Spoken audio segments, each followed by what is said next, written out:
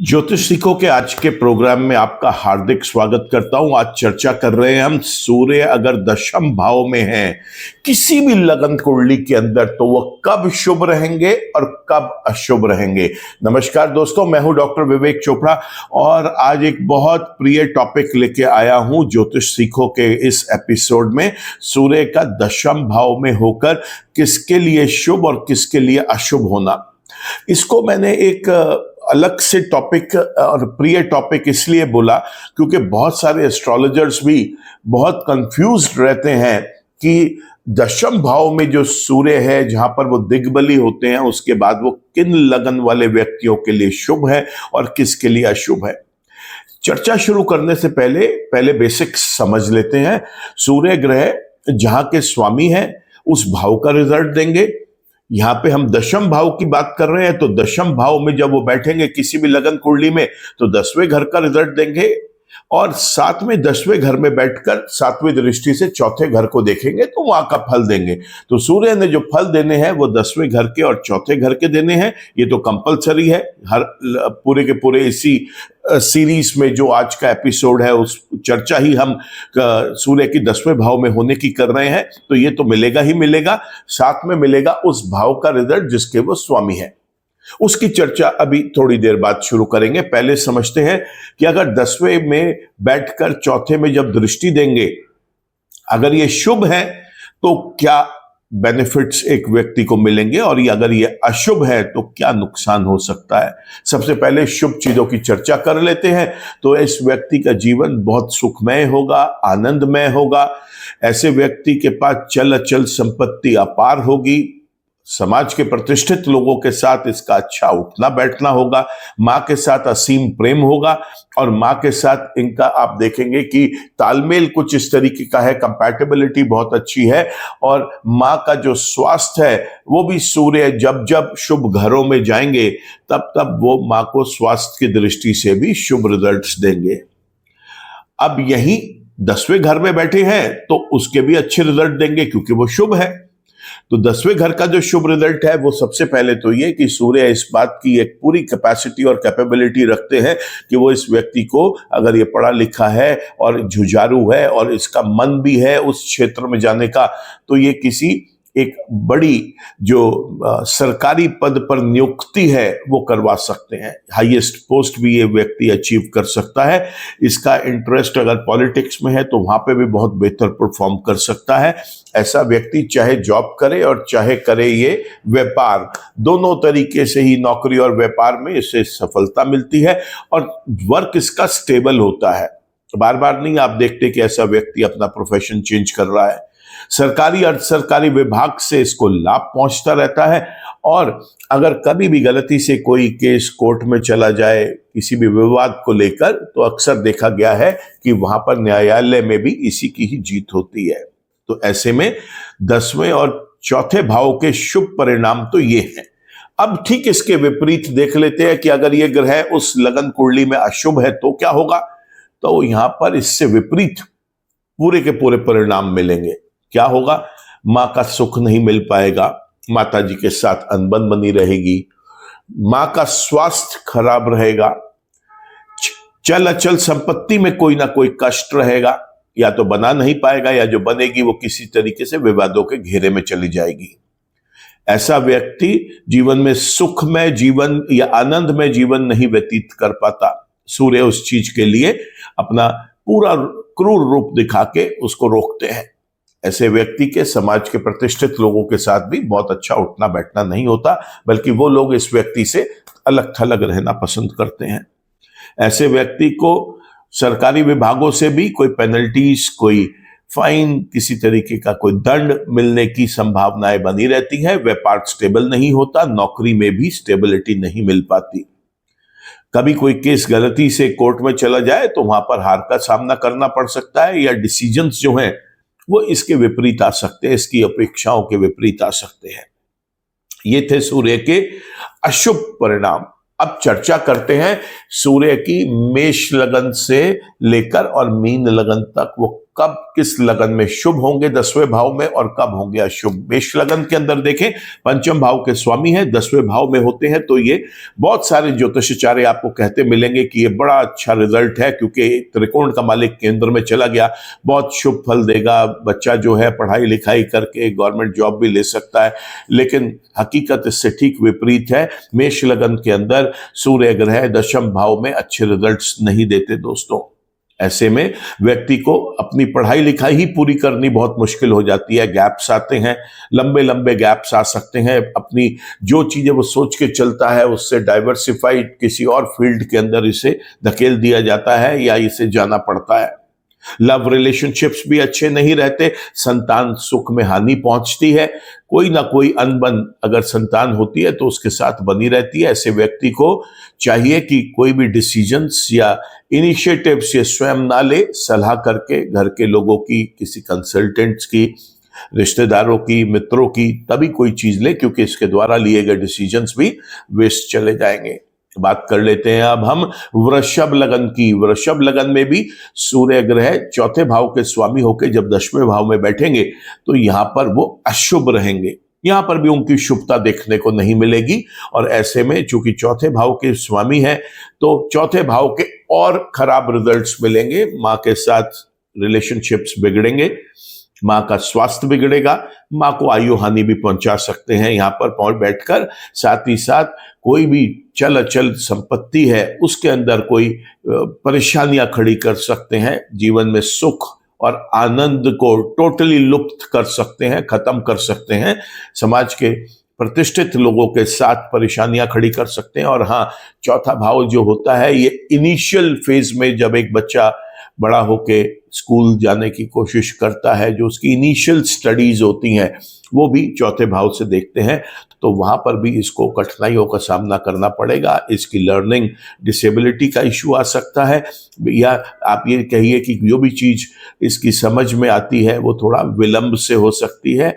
जो शुरुआती पढ़ाई है, जो कि प्री नर्सरी, नर्सरी या जो अपना पहला, दूसरी, चौथी, तीसरी, चौथी, पांचवी जमात तक जो बच्चा पढ़ता है, वहां तक इसको कुछ कठिनाइयों का सामना करना पड़ सकता है। बात करते हैं अब हम मिथुन लगन की। मिथुन लगन के अंदर सूर्य ग्रह तीसरे भाव के स्वामी है। जब दशम भाव में बैठते हैं तो यहां पर बहुत शुभ रिजल्ट्स देते हैं। शुभ रिजल्ट्स क्या है वो मैं आपको बता चुका हूं। तीसरे भाव के शुभ रिजल्ट और ऐड हो जाएंगे तो छोटे भाई बहनों के साथ स्नेह बहुत रहेगा, उनका साथ मिलेगा। ऐसे व्यक्ति को हो सकता है ये व्यक्ति अपने छोटे भाई बहनों के साथ मिलकर ही कोई काम करे। यहाँ पे पराक्रम बहुत होगा, इस व्यक्ति का बड़ा पराक्रमी होगा, बहुत नाम कमाएगा ऐसा व्यक्ति। और छोटी यात्राएं अगर ये करता है, खास तौर से अगर वो बिजनेस से संबंधित है, उसमें बहुत पैसा कमा के लेके आता है। जैसे एक व्यक्ति सुबह गया, शाम को या अगले दिन वापस आ गया, कोई एक यात्रा करके, बिजनेस टूर करके, बहुत लाभ मिलता है। छोटी यात्राएं, चाहे वो मौज मस्ती के लिए हो, अम्यूजमेंट के लिए हो, बिजनेस एक्सपेंशन के लिए हो, या हो सकता है किसी नौकरी में हो जिसके लिए उसको कोई ऑर्डर्स लेने के लिए बाहर जाना पड़ता है, बड़ा सफल रहेगा ऐसा व्यक्ति उसमें। बात करते हैं अब हम कर्क लगन की। कर्क लगन के अंदर सूर्य ग्रह दूसरे भाव के स्वामी जब दशम भाव में बैठेंगे, यहां पर ये बहुत खराब रिजल्ट देते हैं, बेहद अशुभ हो जाते हैं। और उनकी अशुभता सबसे ज्यादा दिखती है, इस व्यक्ति को धन की जो है वो हानि होती है। इसका कम्युनिकेशन, इसका बोलचाल का तरीका कुछ इतना खराब रहता है, क्रूर रहता है, जिसके अंदर ये लोगों को अपने से दूर कर बैठता है। परिवार में, कुटुंब में इसकी प्रतिष्ठा का कद जो है वो घट जाता है। ऐसे में कर्क लगन वाले व्यक्ति के लिए सूर्य का दशम भाव में बैठना शुभ नहीं है। बात कर लेते हैं अब हम सिंह लगन की। अरे सिंह लगन के तो स्वामी स्वयं जो है वो सूर्य ग्रह ही है, इनका दशम भाव में बैठना बहुत शुभ है दोस्तों।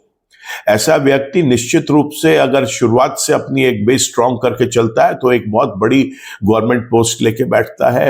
ऐसा व्यक्ति पॉलिटिक्स में भी बहुत अच्छा कर सकता है, सरकारी अर्ध सरकारी विभाग में एक बहुत अच्छी अपनी पहचान बना सकता है। ऐसा व्यक्ति बहुत अच्छी हेल्थ एंजॉय करता है, एक इसका रुतबा होता है, लोग इसका मान सम्मान करते हैं। कोई भी ये व्यक्ति ये अपना इनिशिएटिव लेता है, डिसीजन लेता है, वो अक्सर देखा गया है कि सफल ही होते हैं। तो कन्या लगन के अंदर अब बात करते हैं, जहां पर सूर्य देव जो है वो 12वें भाव के स्वामी है और 10वें घर में जब बैठेंगे तो क्या होगा। यहां पर भी बेहद शुभ रिजल्ट्स देंगे। 10वें और चौथे के तो आपको शुभ रिजल्ट्स बता चुका हूं, 12वें भाव के और ऐड हो जाएंगे। खर्चा तो करवाएंगे क्योंकि वह भाव के स्वामी है, लेकिन वो खर्चा शुभ कार्यों के लिए होगा।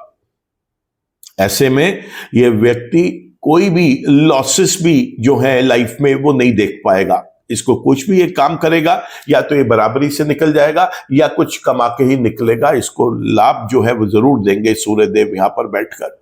ऐसा व्यक्ति हॉस्पिटल से भी बहुत दूर रहता है, मेडिसिन का खर्चा भी इसका कोई बहुत ज्यादा नहीं होता, एक बेहतर स्वास्थ्य अपना एंजॉय करता है ये व्यक्ति अगर चाहे जिस देश में पैदा हुआ है किसी दूसरे मुल्क में जाके दूसरे देश में जाकर रहना बहुत संभव है। ऐसा व्यक्ति विदेश यात्राएं बहुत करता है, विदेश यात्राएं संभव होती हैं, विदेश में सेटल भी हो सकता है। और अगर अपने ही देश में रह के कुछ काम करना चाहता है जिसमें किसी फॉरेन लैंड के साथ या फॉरेन कंपनी या किसी व्यक्ति के साथ लाइजनिंग में एसोसिएशन में, वहां पर भी बहुत ज्यादा सफल हो सकता है ये व्यक्ति। बाहर का ऑर्डर्स लेके इसको मुनाफा ज्यादा होगा। बात कर लेते हैं अब हम तुला लगन की। तुला लगन के अंदर 11वें भाव के स्वामी हैं, 10वें भाव में बैठते हैं, तो यहां पर भी बहुत शुभ रिजल्ट्स देते हैं और उनके शुभ रिजल्ट्स में यहां पर लाभ बढ़ जाता है।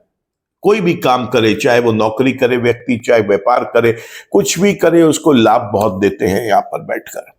और बड़े भाई बहनों के साथ स्नेह बहुत होता है, बड़े भाई बहनों के साथ मिलके कोई कारोबार भी कर सकता है ऐसा व्यक्ति, वो भी बहुत शुभ रहेगा। तो तुला लगन के अंदर भी 10वें भाव में सूर्य का बैठना शुभ हुआ। बात करते हैं अब हम वृश्चिक लगन की। वृश्चिक लगन में सूर्य ग्रह जो है वो स्वयं 10वें घर के मालिक हैं। 10वें घर का मालिक अपने ही घर में बैठा है, इससे अच्छी पोजीशन क्या होगी। बेहद शुभ रिजल्ट्स मिलेंगे। 10वां भाव यहाँ पे बहुत स्ट्रांग हो जाएगा। मैं हमेशा देखता आया हूं, मेरे बहुत सारे क्लाइंट्स ऐसे हैं जो मेरे स्टूडेंट्स हैं, उनके भी क्लाइंट्स इस तरीके के हैं जिनका वृश्चिक लगन है, 10वें घर में ही अपने ही भाव में सूर्य बैठे हैं। ऐसे में व्यक्ति का वो जो भी प्रोफेशन है, चाहे व्यापार है चाहे नौकरी है, बहुत स्टेबल होता है। आप ये देखेंगे कि ऐसा व्यक्ति 30-30, 40-40 साल से एक ही जगह काम कर रहा है बैठ के। बहुत शुभ रिजल्ट्स देते हैं यहाँ पे। सरकारी और सरकारी विभाग के जो लोग हैं वो फिदा होते हैं इस व्यक्ति पर, इसकी बातचीत से और इसके शुभ कर्मों से। ऐसा व्यक्ति खासतौर से आप ये देखेंगे कि किसी बड़े पोस्ट के ऊपर भी नियुक्त हो सकता है। ऐसा व्यक्ति आप डिफेंस में, ऐसा व्यक्ति आप रेवेन्यू के डिपार्टमेंट में, ऐसा व्यक्ति आप मिनिस्ट्री में, ऐसा व्यक्ति आप जुडिशरी में, किसी भी जगह जो सरकारी महकमे है, अर्ध सरकारी महकमे है, PSUs है, वहां पर बहुत अच्छा परफॉर्म कर सकता है। और ऐसा व्यक्ति कभी भी कोई नया काम करने की सोचता है तो वहां पर इसको हमेशा सफलता मिलती है। बात कर लेते हैं अब हम धनु लगन की, जहां पर सूर्य जो है वो 9वें भाव के स्वामी है। जब 10वें घर में बैठे होते हैं यहां पर भी बेहद शुभ रिजल्ट्स देते हैं। या 9वें भाव के रिजल्ट और ऐड हो जाएंगे, जिसके न पिता के साथ बहुत मधुर संबंध रहेंगे। इस व्यक्ति के पिता का बहुत साथ मिलेगा कोई काम को एस्टैब्लिश करवाने में। धर्म में इस व्यक्ति की बहुत अच्छी रुचि होती है। भाग्य तो इतना साथ देता है कि हर वक्त इसके ऊपर भाग्य जो है वो अपनी पूरी कृपा बरसाता है। ऐसे में इस व्यक्ति को जब ये किसी लंबी यात्राओं पे जाता है, खास तौर से कोई बिजनेस के पर्पस के लिए, जैसे आपने सुना होगा कोई व्यक्ति 15 दिन के लिए, 20 दिन के लिए किसी भारी मुल्क में, किसी भारी राज्य में गया हुआ है, वहां जाकर वो कोई अपने लिए नए बिजनेस अपॉर्चुनिटीज देख रहा है, कोई एसोसिएशन सोच रहा है। जब ये व्यक्ति वापस आता है तो इसके लिए हर बार वापस आने पे घर में दिवाली होती है, क्योंकि ये व्यक्ति बहुत अच्छे तरीके से कामयाब होकर वहां से आता है। ऐसे व्यक्ति को अगर ये चाहे तो इसको हाईएस्ट जो एजुकेशन होती है, जो कंप्लीट हाईएस्ट एपिक्स एजुकेशन जिसे हम बोलते हैं, टॉप मोस्ट एजुकेशन लेवल जैसे MPhil, PhD या कोई और पर्टिकुलर हाईएस्ट लेवल्स, वो ये व्यक्ति अगर अचीव करना चाहे तो यहाँ पर 9वें भाव का मालिक 10वें भाव में बैठकर बहुत शुभ होता है। और इसकी पढ़ाई लिखाई ही इसका प्रोफेशन का एक बेस बनती है। तो यहाँ पर धनु लगन के अंदर सूर्य का 10वें भाव में बैठना बहुत शुभ हुआ। बात कर लेते हैं अब हम मकर लगन की। मकर लगन के अंदर सूर्य ग्रह जो है वो 8वें भाव के स्वामी है, और 8वें भाव का स्वामी जब 10वें घर में जाता है यहां पर भी बहुत शुभ रिजल्ट्स हैं। देखा दोस्तों, 8वें घर का स्वामी होने के बावजूद जब वो 10वें घर में बैठ रहे हैं तो बहुत शुभ रिजल्ट देंगे। दुर्घटनाओं से बचाएंगे, लंबी बीमारियों से दूर रखेंगे, कोई भी क्रॉनिक इलनेस इस व्यक्ति को बहुत ज्यादा देर तक नहीं रह पाएगी। और साथ ही साथ अगर ये व्यक्ति रिसर्च, इनोवेशन, क्रिएटिविटी या डिजाइनिंग से संबंधित किसी कारोबार में है, बहुत अच्छा धन कमाएगा, बहुत अच्छी रिकॉग्निशन लेगा, इसका जो वर्क है वो अप्रिशिएट होगा। 8वें घर का मालिक जब 10वें घर में बैठता है, खासतौर से ये रहस्य ज्ञान, गुप्त ज्ञान का भी क्षेत्र है, ऐसे में ये व्यक्ति एक बहुत अच्छा स्वयं एक एस्ट्रोलॉजर भी बन सकता है।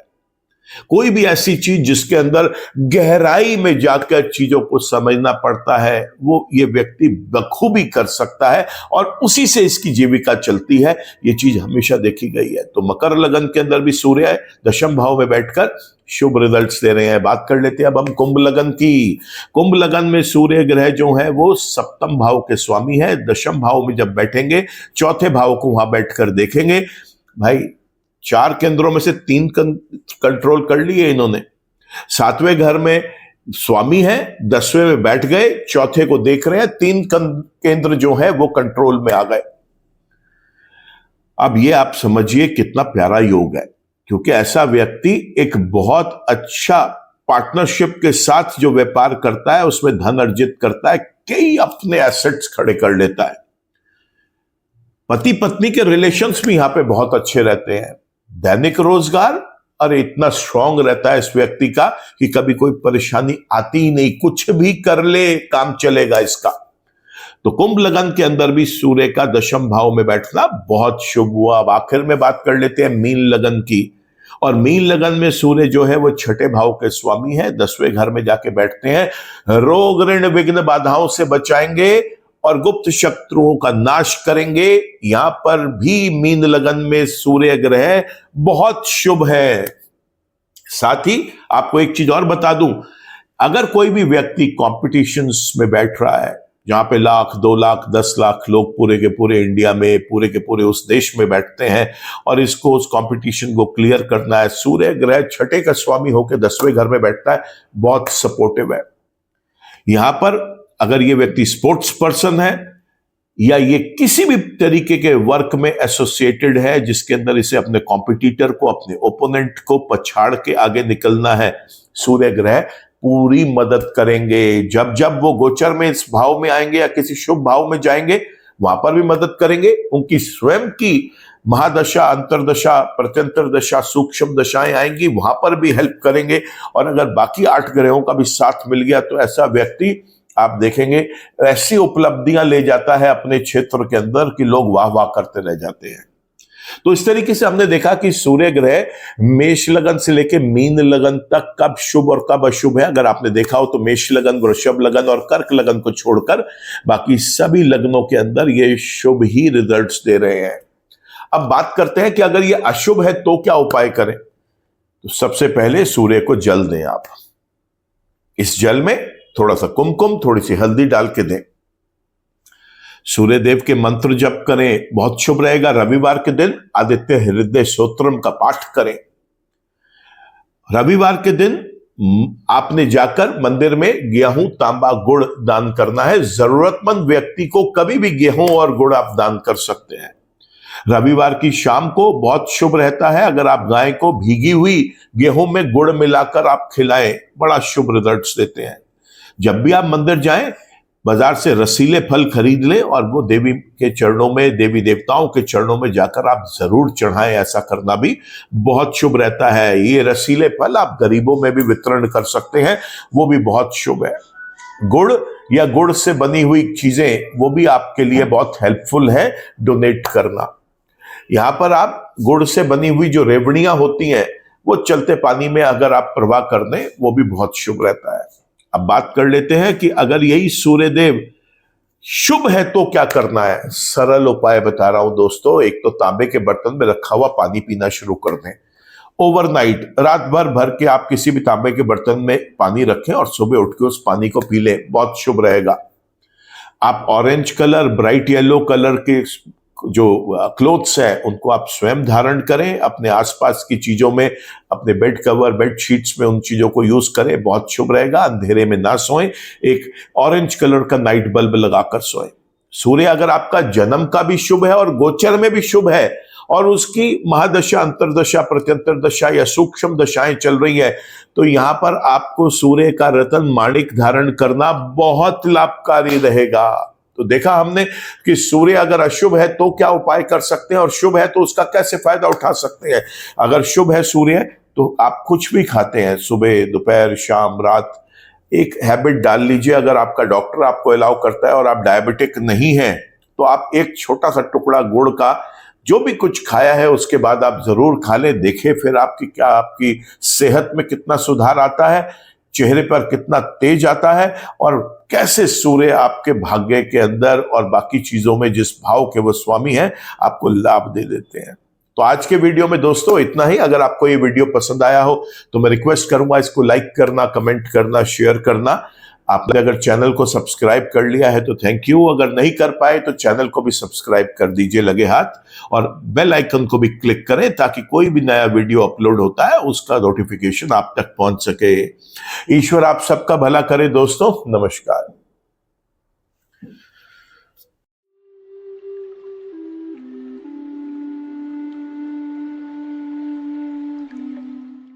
जीवन की सभी प्रकार की व्यक्तिगत, पारिवारिक और व्यावसायिक समस्याओं के समाधान के लिए तुरंत संपर्क करें। डॉक्टर विवेक चोपड़ा, पीएचडी, गोल्ड मेडलिस्ट, विश्व विख्यात ज्योतिषाचार्य एवं वास्तु एक्सपर्ट। कॉल अथवा व्हाट्सएप करें 9311131069 9212431069।